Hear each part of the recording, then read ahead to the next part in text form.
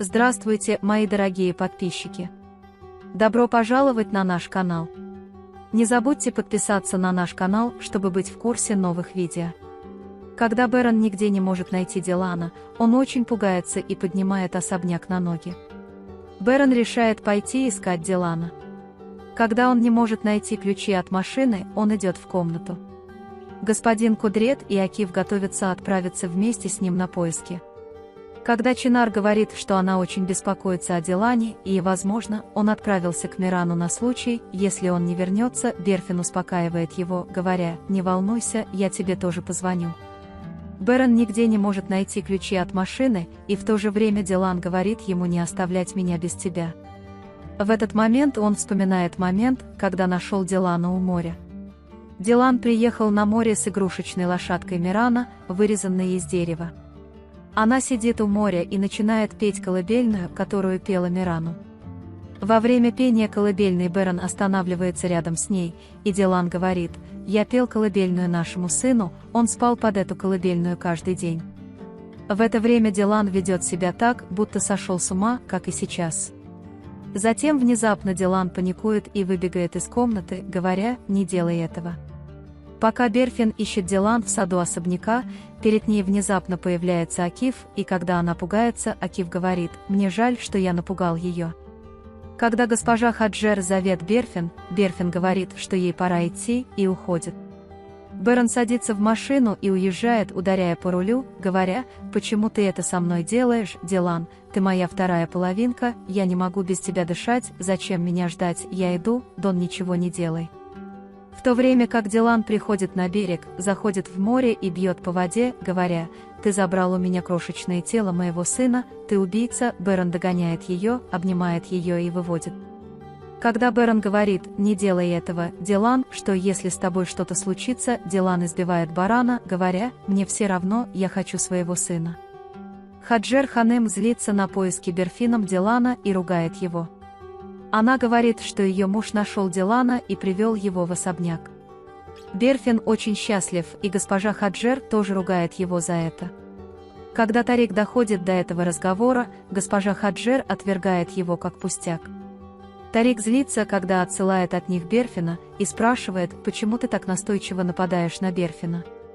Даже если госпожа Хаджер ваш брат, вас пожалеют, нам нужно держать Берфина подальше от них, особенно Дилана, он очень с ней связан, если вы не хотите иметь проблем, вы будете держать всех, включая своего брата, подальше от них».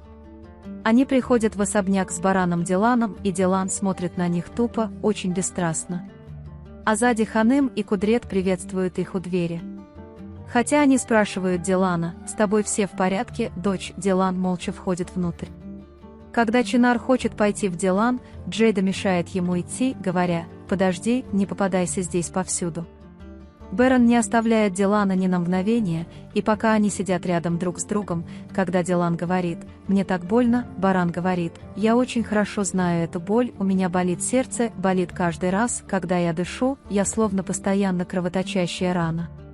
Когда Дилан спрашивает, как он выдержит, Бэрон отвечает: «Мы выдержим вместе, что люди смогут пережить со временем».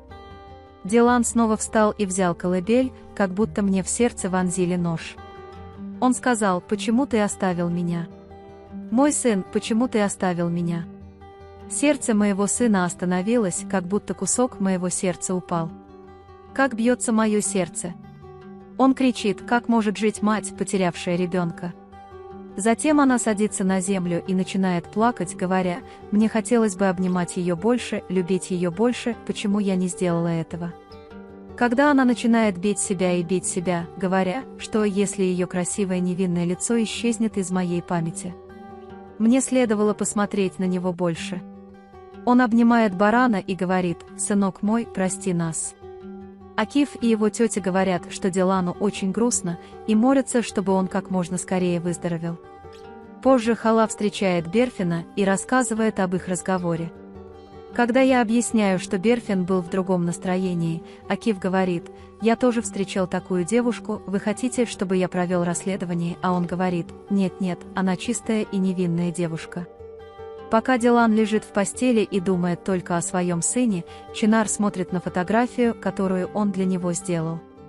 Бэрон приходит в комнату Мирана, нюхает ее одежду в шкафу и плачет. Чинар любит Дилан на картинке, которую он нарисовал, и затем обнимает ее.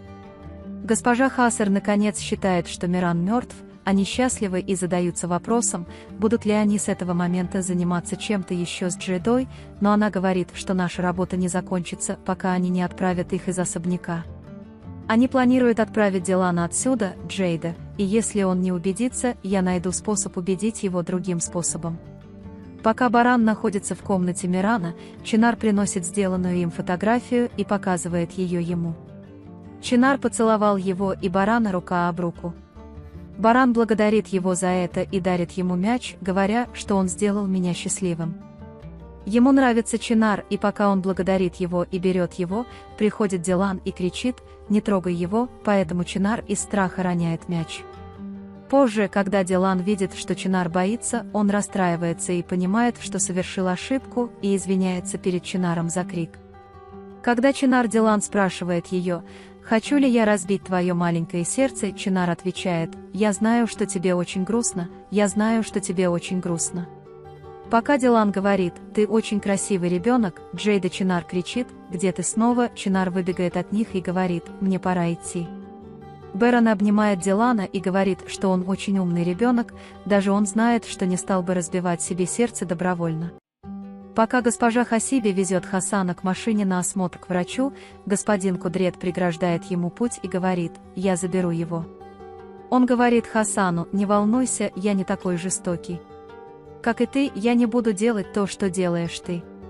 Пока Дилан выходит в сад и сидит у бассейна, Берфин видит его, подходит к нему и говорит: «Как дела, Дилан? Тебе лучше? Извини, я знаю, что у тебя плохие оральные привычки, боль, которую ты переживаешь, непростая, мы не часто знакомы, но позволь мне разделить твою боль». Он держит руку Дилана Берфина и выражает свои чувства, говоря: «Я не могу сдержать свою боль и гнев, они не покидают меня ни на секунду. Для других эмоций больше нет места. Он будет моим спутником в моей жизни. Боль и гнев, пока я не умру. Отныне счастье мне запрещено». Бэрон слушает его слова, задаваясь вопросом, почему он живет: «Я враг всего, что касается жизни, я враг этого мира, который возвращается без моего сына, солнца, которое восходит, луны, которая освещает ночь, я враг жизни, это жизнь без моего сына, все это ад». Когда Дилан понимает, что непреднамеренно повредил руку Берфина, говоря об этом, и извиняется, Берфин показывает, что понимает Дилана, говоря, что это значит по сравнению с твоей болью. «Столько, сколько хочешь».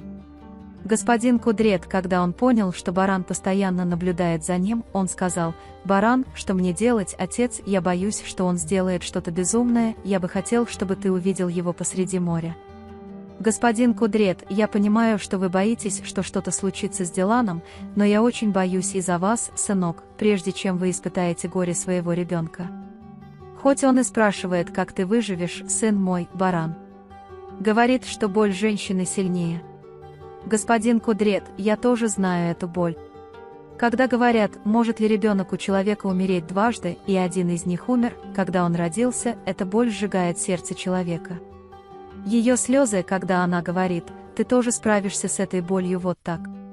Пока Баран задается вопросом, не придет ли к ним Чинар, Дилан думает, что он расстроен из-за него. Впоследствии, когда вы спрашиваете Дилана: «Тебе лучше?», Дилан говорит: «Почему все задают мне этот вопрос? Со мной не все в порядке», Бэрон говорит: «Я очень волнуюсь».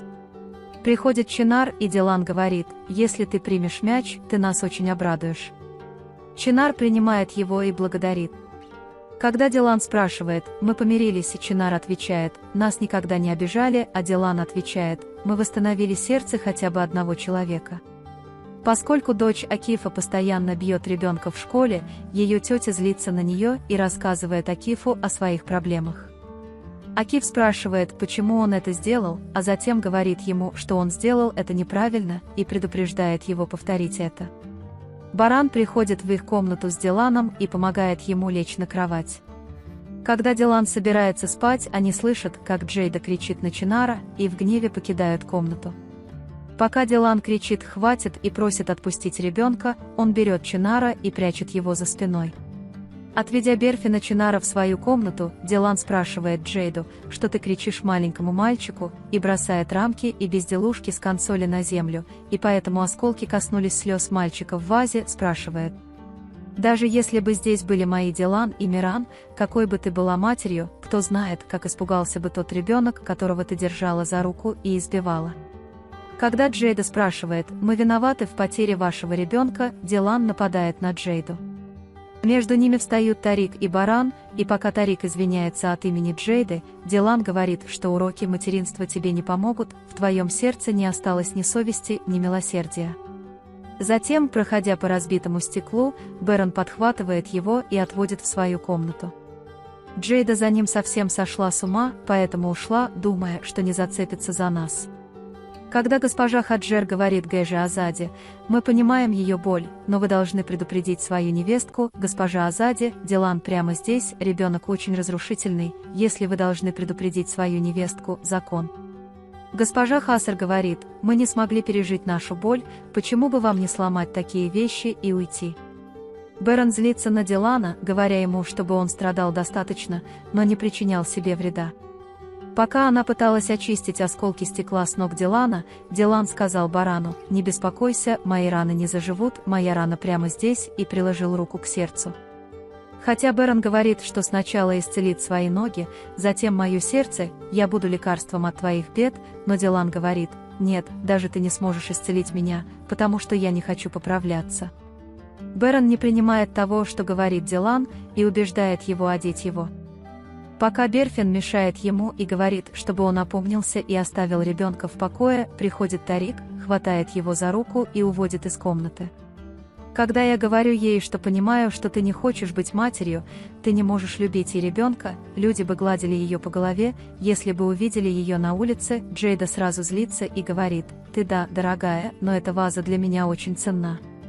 Я потеряла контроль, когда увидела ее на земле, ты прав, но если бы Дилан не пришел, все было бы хорошо. Тарик говорит, что до сих пор называет ее Дилан и сердито бросает ее. Вы можете поделиться своим ценным мнением в разделе комментариев. Не забудьте подписаться и включить уведомления, чтобы увидеть больше видео. Увидимся в следующем видео. Береги себя. До свидания.